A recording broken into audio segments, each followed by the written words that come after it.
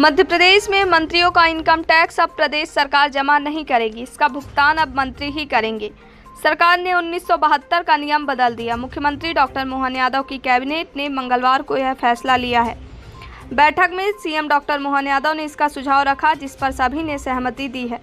सरकार ने पिछले 5 साल में 3.24 करोड़ रुपए इनकम टैक्स जमा किया था।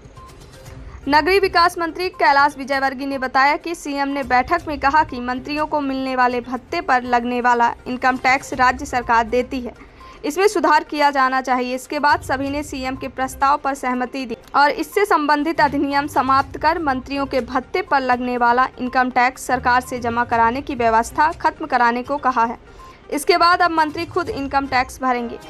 दूसरा निर्णय यह भी लिया गया कि शहीदों के माता पिता को भी मिलेगी आर्थिक सहायता। कैबिनेट बैठक में यह भी फैसला लिया गया है कि केंद्रीय और राज्य की पैरामिलिट्री और फोर्स की सेवा में शहीद होने वाले अफसरों कर्मचारियों की सरकार की ओर से आर्थिक सहायता शहीद की पत्नी को दी जाती थी। सरकार ने अब यह तय किया है कि 50% राशि शहीद के माता पिता को भी दी जाएगी, अर्थात 50% शहीद की पत्नी को और 50% शहीद के माता पिता को दी जाएगी। आज कैबिनेट की बैठक में कई सारे निर्णय लिए गए, जिन निर्णयों के माध्यम से हमारी अपने उत्तरदायित्व का भी निर्धारण होता है, साथ साथ प्रदेश की प्रगति के लिए दूरंगामी दृष्टि से उन निर्णयों का बड़ा महत्व है। जैसे एक निर्णय हमने किया कि हमारे अपने सभी मंत्रीगण अपने अपने इनकम टैक्स की दृष्टि से स्वयं का व्ययन करेंगे, वो शासन से कोई वित्तीय भार उसमें नहीं लेंगे।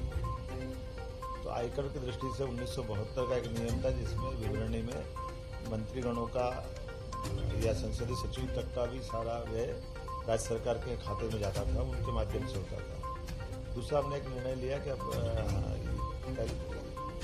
हमारे अपने शहीद जिन्हें सेना में, सीआरपी में अलग अलग प्रकार की भूमिका अदा की और उनको 1 करोड़ का मानदेय शासन की तरफ से जो हमारे फंड से जाता है, हमने निर्णय किया कि उसको 50% उसकी अपनी श्रीमती को, जो एक तरह से स्वाभाविक रूप से पहली हकदार होती है, और 50% उसके माता पिता को ये राशि देंगे, ताकि कई जगह देखा गया कि बाद में बहुत कठिनाई आती है, परिवार में भी दिक्कत आती है, माता पिता या बाकी जो वृद्धजन उनको वो राशि मिलने में परेशानी आती है।